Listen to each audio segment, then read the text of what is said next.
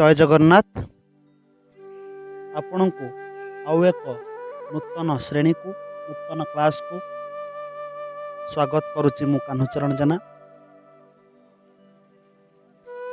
आज आम जो विषय को आलोचना करवा, जो विषय को आम पढ़ा, से विषयटी हूँ तपस्विनीर पत्र, कवि गंगाधर मेहेर।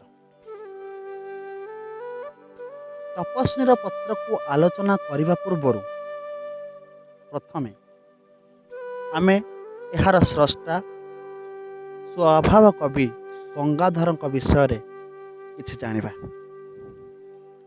ओडिया आधुनिक साहित्य प्रारंभ काल रे जो महान स्रष्टागण निजर साधना बल रे ओडिया बाणी भंडार को समृद्ध करथिले, सेमानक मध्यरु स्वभाव कवि गंगाधर मेहेर अन्यतम। से थिले प्राचीन और आधुनिक साहित्यर यथार्थरे जोगसूत्र। तांको साधना थिला ए देशर पुराण इतिहास और प्रकृति उपरे। तेणु प्रत्येक सृष्टि तांकर एही भाव और महिमारे महिमान्वित होइछ। कवि थिले धनरे दरिद्र किंतु मनरे धनी।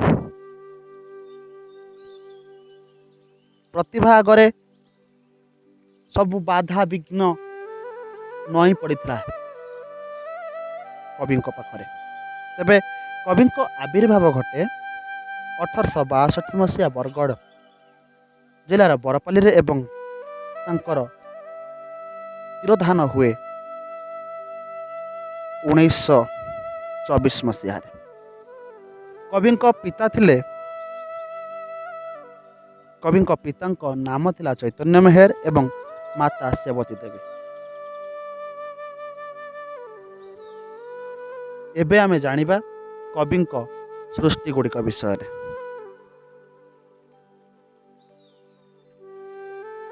कवि अमर लेखनी जो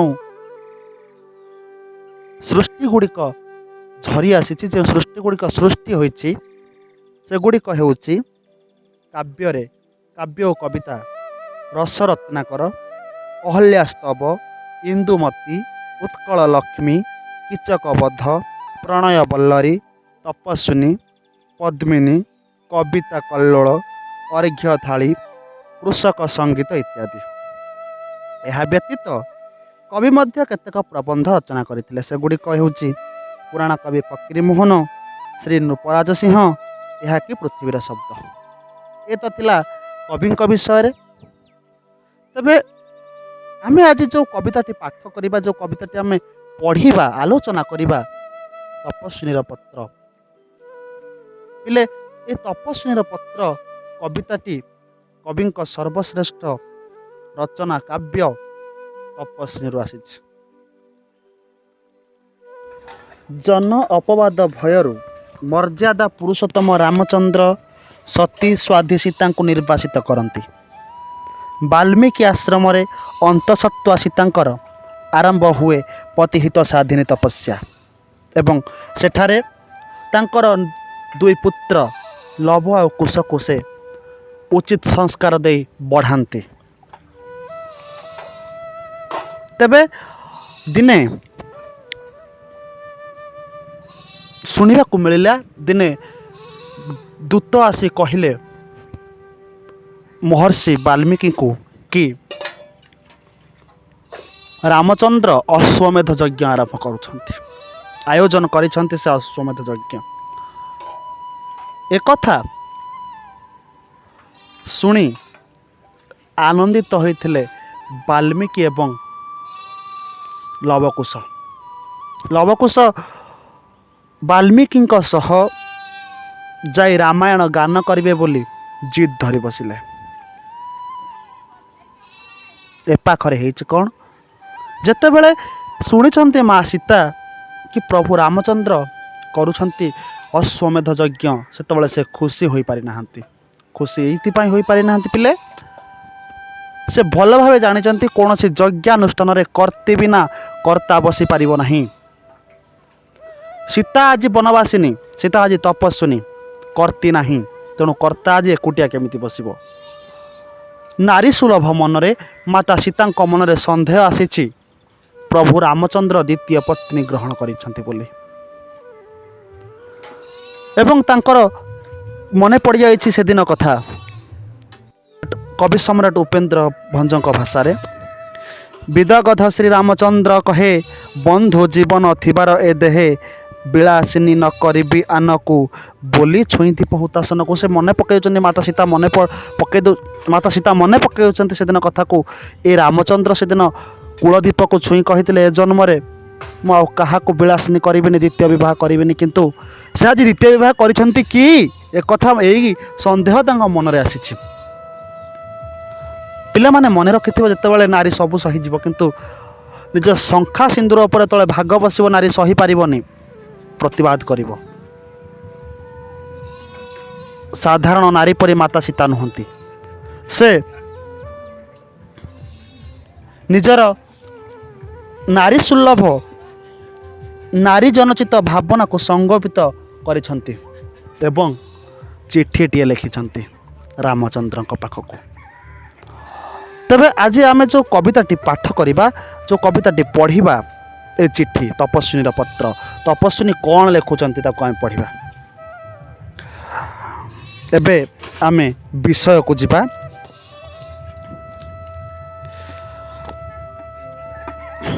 ଶରଣ ବତ୍ସଳ ଧ୍ୱଜ ରିପୁ ଗଜାଙ୍କୁଶ, ଦୁଃଖ ଗିରି ବଜ୍ର ଯହିଁ ଦେଖନ୍ତି ବିଦୁଷ, ରାଜ ରାଜେଶ୍ୱରଙ୍କ ସେ ପଦ ପଦ୍ମ ଦ୍ୱନ୍ଦେ, ଦିନ ଭିକ୍ଷାରିଣୀ ଦୁରୁ ନତ ଶିର ବନ୍ଦେ। ପ୍ରଥମେ ମାତା ସୀତା କହୁଛନ୍ତି ଶରଣ ବତ୍ସଳ ଧ୍ୱଜ ରିପୁ, ଯିଏ ଶରଣ ବତ୍ସଳତା ରୂପକ ପତାକା ଉଡ଼ାନ୍ତି, ଶରଣ ବତ୍ସଳ ଧ୍ୱଜ। ରିପୁ ଗଜାଙ୍କୁଶ, ରିପୁ ହେଲା ଶତ୍ରୁ, ଗଜାଙ୍କୁଶ ହେଲା ଗଜକୁ ବା ହାତୀକୁ ଯେଉଁ ଅଙ୍କୁଶ ଦ୍ୱାରା ଆୟତ କରାଯାଏ। ତା ଅର୍ଥ କ'ଣ? ହେ ରାମଚନ୍ଦ୍ର, ଆପଣ ହେଉଛନ୍ତି ଶରଣ ବତ୍ସଳ ଧ୍ୱଜ, ଆପଣ ହେଉଛନ୍ତି ଶରଣ ରୂପକ, ଶରଣ ବତ୍ସଳତା ରୂପକ ପତାକାକୁ ଉଡ଼ଉଥିବା ଲୋକ। ଆଉ କ'ଣ ନା ରିପୁ ଗଜାଙ୍କୁଶ, ଶତ୍ରୁ ରୂପକ ଗଜକୁ ଆପଣ ଅଙ୍କୁଶ ସଦୃଶ, ଦୁଃଖ ଗିରି ବଜ୍ର ଯହିଁ ଦେଖନ୍ତି ବିଦୁଷ। ଦୁଃଖ ରୂପକ ଗିରିରେ ବଜ୍ର ହେଉଛନ୍ତି ଆପଣ, ଆପଣଙ୍କୁ ଦେଖନ୍ତି ବିଦୁଷ, ବିଦୁଷ ଅର୍ଥାତ୍ ପଣ୍ଡିତ। ତେଣୁ କ'ଣ ନା ହେ ରାମଚନ୍ଦ୍ର, ଆପଣ ହେଉଛନ୍ତି ସମସ୍ତଙ୍କୁ ଶରଣ ଦିଅନ୍ତି, ଆପଣ ଶତ୍ରୁମାନଙ୍କୁ ଭୟଭୀତ କରିଥାନ୍ତି ଏବଂ ଆପଣ ଦୁଃଖ ନାଶୀ ସୁଖ ଦେଇଥାନ୍ତି। ରାଜ ରାଜେଶ୍ୱରଙ୍କ ସେ ପଦ ପଦ୍ମ ଦ୍ୱନ୍ଦେ, ଦିନ ଭିକ୍ଷାରିଣୀ ଦୁରୁ ନତ ଶିର ବନ୍ଦେ। ରାଜରାଜେଶ୍ୱର ସ୍ୱୟଂ ରାମ, ରାମଙ୍କର ସେହି ପଦ ପଦ୍ମ ଦ୍ୱନ୍ଦେ, ପଦ ପଦ୍ମ ଦୁଇ, ଦ୍ୱନ୍ଦ୍ୱ ହେଲା ଦୁଇ, ଅର୍ଥାତ୍ ସେ ପଦପଦ୍ମ ଯୋଡ଼ିକୁ କ'ଣ ଦିନ ଭିକ୍ଷାରିଣୀ ଦୁରୁ ନତ ଶିର ବନ୍ଦେ। ଏଇ ଦିନ ଭିକ୍ଷାରିଣୀ ଦୂରରୁ, ଅନେକ ଦୂରରୁ ଆଜି ମୁଣ୍ଡ ନୁଆଇଁ ବନ୍ଦନା କରୁଛି। ମାତା ସୀତା ରାମଚନ୍ଦ୍ରକୁ ମନେ ପକାଉଛନ୍ତି, ତାଙ୍କୁ ବନ୍ଦନା କରୁଛନ୍ତି। କରିବାକୁ ମଧୁ ଆଶା ତିମିର ଭେଦନ, କାତରେ କାନ୍ତାରେ ଥାଇ କରେ ନିବେଦନ। ହେ ରାମଚନ୍ଦ୍ର, ମଧୁର ଆଶା ରୂପକ ତିମିରକୁ ଭେଦ କରି, କାତରେ ଭୟରେ, କାନ୍ତାରେ ଜଙ୍ଗଲରେ ଥାଇ କରେ ନିବେଦନ। ଏଇ ଜଙ୍ଗଲରେ ମୁଁ ଆଜି ନିବେଦନ କରୁଛି। କ'ଣ? ମହାରାଜ ମହାଯଜ୍ଞ ହୋଇଛ ଦୀକ୍ଷିତ, ନବ ବାମା ହେଉଥିବ ବାମାଙ୍କେ ବିକ୍ଷିତ। ହେ ମହାରାଜ, ଆପଣ ମହାଯଜ୍ଞରେ ଆଜି ଦୀକ୍ଷିତ ହୋଇଛନ୍ତି, ଅର୍ଥାତ୍ ଆପଣ ଆଜି ଅଶ୍ୱମେଧ ଯଜ୍ଞ କରୁଛନ୍ତି। ହେ ମହାରାଜ, ଆଉ କ'ଣ ହେଉଥିବ ନା ନବ ବାମା ହେଉଥିବ ବାମାଙ୍କେ ବିକ୍ଷିତ। ତୁମେ ଯେଉଁ ଯଜ୍ଞ କରୁଛ, ଯଜ୍ଞର ତଳେ କର୍ତ୍ତା ହୋଇ ବସିଥିବ ତୁମ ବାମ ପାଖରେ ଆଜି ନୂଆ ବଧୂ, ଆପଣ ଯାହାକୁ ନୂଆ କରି ବିବାହ କରିଛନ୍ତି, ଦ୍ୱିତୀୟ ଥର ବିବାହ କରିଛନ୍ତି, ସେଇ ବଧୂ, ସେଇ ନବବଧୂ ତୁମ ବାଁ ପାଖରେ ଆଜି ଶୋଭା ପାଉଥିବ, ବାମ ପାଖରେ ଶୋଭା ପାଉଥିବ। ଆଉ କ'ଣ? ମୁଗ୍ଧ ବଧୂ ମୁଗ୍ଧ ହେବ ବୋଲି ସତ ଗୁଣ, ବଢ଼ି ଯାଉଥିବ ତୁମ୍ଭ ସକଳ ସଦ୍ଗୁଣ। ମୁଗ୍ଧ ବଧୂ, ଯେଉଁ ବଧୂ ରାମଙ୍କ ବ୍ୟକ୍ତିତ୍ୱରେ ମୁଗ୍ଧ ହୋଇଥିବ, ଅର୍ଥାତ୍ ରାମଙ୍କ ଦ୍ୱିତୀୟ ସ୍ତ୍ରୀ। ହେ ପ୍ରଭୁ, ହେ ରାମଚନ୍ଦ୍ର, ହେ ସ୍ୱାମୀ, ସୀତା କହୁଛନ୍ତି ମୁଗ୍ଧ ବଧୂ ମୁଗ୍ଧ ହେବ ବୋଲି ସତଗୁଣ। এই ନବବଧୂକୁ ତୁମେ ମୁଗ୍ଧ କରିବ ବୋଲି ଆଜି କ'ଣ କରିଥିବ ନା ତୁମର ସଦ୍ଗୁଣ ସବୁ ସଦ୍ଗୁଣ ତୁମର ଭଲ ଗୁଣ ଗୁଡ଼ିକ ଆଜି ବଢ଼ି ଯାଉଥିବ। ସଦ୍ଗୁଣ ଯେତିକ ସେ ଆଜି ବଢ଼ି ଅଧିକ ହୋଇଯାଉଥିବ। ଆଚରିତ ମହାଯଜ୍ଞ କରିବ ପ୍ରଦାନ ଅଶେଷ ରତନ ଧନ କୈମ୍ୟ ବସ୍ତ୍ରମାନ। ଆଜି ଯେଉଁ ଆଚରଣ କରିଛ, ଯେଉଁ ଯଜ୍ଞକୁ ତୁମେ ଆଚରଣ କରିଛ, ଯେଉଁ ମହାଯଜ୍ଞ ତୁମେ ଆୟୋଜନ କରିଛ, ଏ ମହାଯଜ୍ଞରେ ତୁମେ ଅନେକ ଦାନ ଧ୍ୟାନ କରିବ। ଅଶେଷ ରତନ ଧନ କ୍ଷମ୍ୟ ବସ୍ତ୍ରମାନ, ଅନେକ ରତ୍ନ ଦାନ କରିବ, ଅନେକ ପାଟ ଲୁଗା ମଧ୍ୟ ଦାନ କରିବ। ସିଦ୍ଧ କାମ ହେବେ ତହିଁ ଅର୍ଥି ସମୁଦାୟ। ଯେଉଁମାନେ କିଛି ତୁମ ପାଖକୁ ଆଶା କରିକି ଆସିଥିବେ ସେମାନଙ୍କ କାମନା ଆଜି ସିଦ୍ଧ ହେବ, ସେମାନଙ୍କ କାର୍ଯ୍ୟ ଆଜି ପୂରଣ ହେବ। ଅର୍ଥି ଅର୍ଥାତ୍ ପିଲେ ଅର୍ଥ କାମନା କରନ୍ତି, ଯିଏ ସିଲା ଅର୍ଥୀ। ସିଦ୍ଧ କାମ ଯାହାର କାମନା ସିଦ୍ଧ ହୁଏ। ସିଦ୍ଧ କାମ ହେବେ ତହିଁ ଅର୍ଥି ସମୁଦାୟ। ମୋ ମାନସେ ଭିକ୍ଷା ଏକ ହୋଇଛି ଉଦୟ। ହେ ଭଗବାନ, ଆପଣଙ୍କ ପାଖକୁ ଆଜି ଯିଏ ଆସିଥିବେ ସେ ଖାଲି ହାତରେ ଫେରୁନଥିବେ। ସେ କିଛି ନା କିଛି ତାଙ୍କୁ ଆପଣ ଦେଉଥିବେ ଏବଂ ତାଙ୍କର କାମନାକୁ ଆପଣ ସିଦ୍ଧ କରୁଥିବେ। ହେ ପ୍ରଭୁ, ମୋ ହୃଦୟରେ ମୋ ମନରେ ମଧ୍ୟ ସେଇଭଳି ଗୋଟିଏ ଭିକ୍ଷା, ଗୋଟିଏ କାମନା ଉଦୟ ହୋଇଛି। ହେଛାର ଭିକ୍ଷାରେ ନାଥ ନହେବ କୃପଣ, ଦୟା ରତ୍ନମୟ ଦାନ ବାରିଧି ଆପଣ। ମୁଁ ଯେଉଁ ଭିକ୍ଷାକୁ ମାଗୁଛି, ମୁଁ ଯେଉଁ ଦାନ ଟିକକ ଆପଣଙ୍କୁ ମାଗୁଛି, ସେଥିପାଇଁ ଆପଣ କୃପଣ ହେବେନି। ଆପଣ ପଡ଼ା ଦୟା ରତ୍ନମୟ ଦାନ ବାରିଧି ଆପଣ। କ'ଣ ନା ଆପଣ ହେଉଛି ଦାନର ସମୁଦ୍ର, ଦୟାର ରତ୍ନ। ତେଣୁ ପ୍ରଭୁ, ମୁଁ ଯେଉଁ ଭିକ୍ଷା ଆଜି ଆପଣଙ୍କୁ ମାଗୁଛି, ଯେଉଁ ଭିକ୍ଷା ଆପଣଙ୍କୁ ଆଜି ମାଗିବି, ତା ପ୍ରତି ଆପଣ କୃପଣ ହେବେନି, ନିର୍ଦ୍ଦୟ ହେବେନି। ମୁଁ କିଏ ତା ଜାଣିବାର ନୁହେଁ ଆବଶ୍ୟକ, ସଦା ତୁମ୍ଭେ ତାପସଙ୍କ ଅଶାନ୍ତି ନାଶକ। ମାତା ସୀତା କହୁଛନ୍ତି, ଆଖିରୁ ଲୁହ ଝରି ଆସୁଛି, ମନେ ପଡ଼ିଯାଉଛି ଗୋଟି ଗୋଟି ସ୍ମୃତି। ଭଗବାନ ଆଜି ଦ୍ୱିତୀୟ ବିବାହ କରୁଛନ୍ତି, ସ୍ୱାମୀ ଆଜି ଦ୍ୱିତୀୟ ବିବାହ କରୁଛନ୍ତି, ତେଣୁ ମନ କୋହରେ ପୂରି ଉଠୁଛି। କହୁଛନ୍ତି ମା, ମୁଁ କିଏ ତା ଜାଣିବାର ନୁହେଁ ଆବଶ୍ୟକ। ମୁଁ କିଏ ପ୍ରଭୁ, ମୁଁ କାହିଁକି ଚିଠି ଲେଖୁଛି, ଅର୍ଥାତ୍ ମୁଁ କିଏ ଆପଣ ସେ କଥା ଜାଣିବା ଉଚିତ ନୁହଁ, ଆବଶ୍ୟକ ନୁହଁ, ସେଥିରେ ଆବଶ୍ୟକତା ନାହିଁ। ସଦା ତୁମ୍ଭେ ତାପସଙ୍କ ଅଶାନ୍ତି ନାଶକ। ଆପଣ ହେଉଛନ୍ତି ତାପସଙ୍କ ଅଶାନ୍ତି ନାଶକ। ଋଷି ମୁନିମାନଙ୍କୁ ଯେତେବେଳେ ବିପଦ ଆସେ, ଋଷି ମୁନିମାନେ ଯେତେବେଳେ ଅଶାନ୍ତିରେ ଥାଆନ୍ତି, ସେତେବେଳେ ସେ ଅଶାନ୍ତିକୁ ଆପଣ ଦୂର କରନ୍ତି, ସେ ବିପଦକୁ ଆପଣ ହିଁ ଦୂର କରନ୍ତି। ତାପସଙ୍କୁ କିଛି ତୁମ୍ଭ ନଥାଏ ଅଦେୟ, ମୁହିଁ ତପସ୍ୱିନୀ ମୋତେ ନ କରିବ ହେୟ। ମୁଁ ଜାଣିଛି ପ୍ରଭୁ, ତାପସମାନଙ୍କୁ, ତପସ୍ୱୀମାନଙ୍କୁ ବା ତପସ୍ୱୀମାନେ କେବେ ଆପଣଙ୍କ ପାଖରୁ ଖାଲି ହାତରେ ଫେରନ୍ତିନି। ଆପଣଙ୍କ ପାଇଁ ବା ଆପଣଙ୍କ ରତ୍ନ ଭଣ୍ଡାରରେ, ଆପଣଙ୍କ ନିକଟରେ କିଛି ଅଦେୟ ନଥାଏ ତପସ୍ୱୀଙ୍କ ପାଇଁ। ତପସ୍ୱୀମାନେ ଯାହା ମାଗନ୍ତି, ତାପସମାନେ ଯାହା ମାଗନ୍ତି, ଆପଣ ତାଙ୍କୁ ଅତିରେ ଦାନ କରନ୍ତି। ମୁଁ ହିଁ ତପସ୍ୱିନୀ ମୋତେ ନ କରିବ ହେୟ। ସେ ତାପସ ଯେହେତୁ ସେମାନେ ତାଙ୍କୁ ଯେତେବେଳେ ଅଦେୟ ନୁହଁ, ତେଣୁ ମୁଁ ତପସ୍ୱିନୀ, ମୋତେ ହେୟ ମଣିବନି, ମୋତେ ମଧ୍ୟ ମୋ ଭିକ୍ଷା ଦେବ ବୋଲି ମୋର ଆଶା। ଏକଥା ମାତା ସୀତା କହୁଛନ୍ତି। ଯେ ହୋଇଛି ଆଜି ତୁମ୍ଭ ଅଙ୍କରେ ଭାଜନ, ଭକ୍ତି ଭରେ ଦେଖୁଥିବେ ଜଗତର ଜନ। ଯିଏ ଆଜି ଆପଣଙ୍କ କୋଳରେ ଭାଜନ, ଅର୍ଥାତ୍ ଆପଣଙ୍କ ଦ୍ୱିତୀୟ ସ୍ତ୍ରୀ ଆଜି ଯିଏ ହେଇଛି, ଯେଉଁ ସୌଭାଗ୍ୟବତୀ ନାରୀଟିଏ, ତାକୁ ଭକ୍ତି ଭରେ ସାରା ଜଗତ ଦେଖୁଥିବ ଆଜି। ପୂର୍ବେ ସେହୁ କରିଥିଲେ କେଉଁ ଘୋର ତପ, କେଉଁଠାରେ କେତେ କାଳ କେଉଁ ମନ୍ତ୍ର ଜପ। ହେ ଭଗବାନ, ଭିକ୍ଷା ମୁଁ ମାଗୁଛି ଆପଣଙ୍କୁ ଆଜି, ବୁଝିଲେ। ମାତା ସୀତା କହୁଛନ୍ତି, ଆଜି ଆପଣଙ୍କ ଅଙ୍କ ଭାଜନ ଯିଏ ହେଇଛି, ଆପଣଙ୍କ ପତ୍ନୀ ରୂପେ ଯିଏ ଆସିଛି, ତାକୁ ଆଜି ଜଗତ ଜନ ଭକ୍ତି ଭରେ ଦେଖୁଥିବେ। ଆଉ କ'ଣ ନା ପୂର୍ବେ ସେହୁ କରିଥିଲା କେଉଁ ଘୋର ତପସ୍ୟା, ପୂର୍ବରୁ କେମିତି ତପସ୍ୟା କରିଥିଲା, କେଉଁଠାରେ ଆଉ କେମିତି କି ମନ୍ତ୍ର ଜପ କରୁଥିଲା, ଏହା ମାତ୍ର ପ୍ରଭୁ ମୋତେ ଦେବଟି ଜଣାଇ, ଅନ୍ୟ କିଛି ଧନେ ମୋର ପ୍ରୟୋଜନ ନାହିଁ। ହେ ଭଗବାନ, ହେ ପ୍ରଭୁ, ହେ ସ୍ୱାମୀ, ଏତିକି ମାତ୍ର ମୋତେ ଜଣେଇଦେବ, ମୋର ଆଉ କିଛି ଦରକାର ନାହିଁ। ଏଇ ହେଉଛି ପିଲେ ଭାରତୀୟ ନାରୀର ମହାନତା, ଏଇ ହେଉଛି ମାତା ସୀତାଙ୍କର ମହାନତା। ସାଧାରଣ ନାରୀଟିଏ ହେଇଥିଲେ ସେ କ'ଣ ମାଗି ପକାଇଥାନ୍ତା, କ'ଣ ଅଧିକାର ସବୁ ଛିନ୍ନ କରି ଆଣିଥାନ୍ତା, କିନ୍ତୁ ମା ଜଗତ ଜନନୀ ମାତା ସୀତା ସ୍ୱତନ୍ତ୍ର।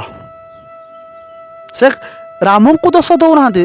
ଆପଣ ସମ୍ପୂର୍ଣ୍ଣ ତପସ୍ୱିନୀ କାବ୍ୟକୁ ପାଠ କରିବେ, ଦେଖିବେ ସୀତା କେବେ ବି ରାମଙ୍କୁ ଦୋଷ ଦେଇନାହାନ୍ତି, ସବୁବେଳେ ନିଜକୁ ଦୋଷ ଦେଇଛନ୍ତି। ମୋ ପାଇଁ ଏମିତି ହେଲା, ମୋ ପାଇଁ ସେମିତି ହେଲା। ଏଠି ମଧ୍ୟ ସେଇଆ। କ'ଣ ଏଠି ସେ ରାମ ଦ୍ୱିତୀୟ ବିବାହ କରିଛନ୍ତି ବୋଲି ରାମଙ୍କୁ ଦୋଷ ନ ଦେଇକି ସେ କହୁଛନ୍ତି, ପ୍ରଭୁ ଆଜି ଆପଣଙ୍କ ଅଙ୍କ ଭାଜନ ଯେଉଁ ନାରୀଟି ହୋଇଛି, ଆପଣଙ୍କ ପତ୍ନୀ ରୂପେ ଯେଉଁ ନାରୀଟି ଆସିଛି, ସେ ନାରୀ କେତେ ତପସ୍ୟା କରିଥିଲା, କେମିତି ତପସ୍ୟା କରିଥିଲା, କି ନାମ ଜପିଥିଲା, ସେତିକି ମାତ୍ର ଦେବ ମୋତେ କହି, ଆଉ କିଛି ଲୋଡ଼ା ନାହିଁ। ଏହା ମାତ୍ର ପ୍ରଭୁ ମୋତେ ଦେବଟି ଜଣାଇ ଅନ୍ୟ କିଛି ଧନ ମୋର ପ୍ରୟୋଜନ ନାହିଁ। କୋଟି ଅଶ୍ୱମେଧ ଯେତେ ଧନ ହୁଏ ଦାନ, ତହିଁରୁ ଅଧିକ ତାହା ହେବ ମୋର ଜ୍ଞାନ। କୋଟି ଅଶ୍ୱମେଧରେ ଯେତିକି ଧନ ଦାନ ହୁଏ, ଯେତିକି ପୁଣ୍ୟ ନ ହୁଏ, ଏତିକି ମୁଁ ଜାଣିବି ଆଜ୍ଞା। ଏତିକି ଜ୍ଞାନ ମୋତେ କହିଦେବେ ଯେ ଏ ନାରୀଟି, ଏ ନବବଧୂ କି ମନ୍ତ୍ର ପଢ଼ିଥିଲା, କେତେ ତପସ୍ୟା କରିଥିଲା। ଆଉ ଏକ କଥା ମାତ୍ର ଅଛି ଅନୁରୋଧ, ଦୁଃଖିନୀର ପୁତ୍ର ଯୁଗ ଅତ୍ୟନ୍ତ ଅବୋଧ। ଭଗବାନ, ଏହା ଛଡ଼ା ଆହୁରି ଗୋଟିଏ କଥା ମଧ୍ୟ ମୋର ଅଛି। ଏ ଦୁଃଖିନୀର ପୁତ୍ର ଦ୍ୱୟ ଅତ୍ୟନ୍ତ ଅବୋଧ, ଛୋଟ ଛୁଆ ଆଜ୍ଞା। ନାହିଁ ତାଙ୍କ ପିତୃକୋଳ ଆରୋହଣ ଭାଗ୍ୟ, ନ ଜାଣନ୍ତି ଜନ୍ମ କାଳୁ ପିତୃ ଅନୁରାଗ। ବାପାଙ୍କ କୋଳରେ ବସିବା ସେମାନଙ୍କର ଭାଗ୍ୟରେ ନାହିଁ। ଛୋଟବେଳୁ ବାପାଙ୍କ ପାଖରୁ ସ୍ନେହ ଶ୍ରଦ୍ଧା ସେମାନେ ପାଇନାହାନ୍ତି। ମାଟିଏ ସହିପାରେ ସବୁ, କିନ୍ତୁ କେମିତି ସହିବ? ଯାହା ବାପା ରାଜାଧିରାଜ, ଯାହାର ବଂଶ ମର୍ଯ୍ୟାଦା ଅତୁଳନୀୟ, ତାଙ୍କରି ପୁତ୍ର ସେ ରାମଚନ୍ଦ୍ରଙ୍କ ପୁତ୍ର ଦ୍ୱୟ ଆଜି ବନବାସୀଙ୍କ ପରି ଜଙ୍ଗଲରେ ଅଛନ୍ତି। ଯେଉଁ ପୁଅ ଦୁଇଟି ରାଜପ୍ରାସାଦରେ ରହିବା କଥା, ସେ ଆଜି କୁଡ଼ିଆରେ ଅଛନ୍ତି। ଏକଥା ମା ସହିପାରିନି। ତେଣୁ ଅଭିମାନ ଭରାରେ ଲେଖୁଛନ୍ତି କ'ଣ ନା, ଦୁଃଖିନୀର ପୁତ୍ର ଯୁଗ ଅତ୍ୟନ୍ତ ଅବୋଧ, ନାହିଁ ତାଙ୍କ ପିତୃକୋଳ ଆରୋହଣ ଭାଗ୍ୟ, ନ ଜାଣନ୍ତି ଜନ୍ମକାଳୁ ପିତୃ ଅନୁରାଗ। ବାପାଙ୍କ କୋଳରେ ବସିବା ଏମାନଙ୍କ ଭାଗ୍ୟରେ ନାହିଁ କି ଏମାନେ ବାପାଙ୍କ ପାଖରୁ ସ୍ନେହ ଶ୍ରଦ୍ଧା କେମିତି ପାଆନ୍ତି ମଧ୍ୟ ଜାଣନ୍ତିନି। ବାପାଙ୍କ ସ୍ନେହ, ବାପାଙ୍କ ଶ୍ରଦ୍ଧା ଏମାନଙ୍କ ଭାଗ୍ୟରେ ନାହିଁ। ତେବେ ଆଜିର କ୍ଲାସ୍କୁ ଆମେ ଏଇଠି ରଖିବା। ଧନ୍ୟବାଦ।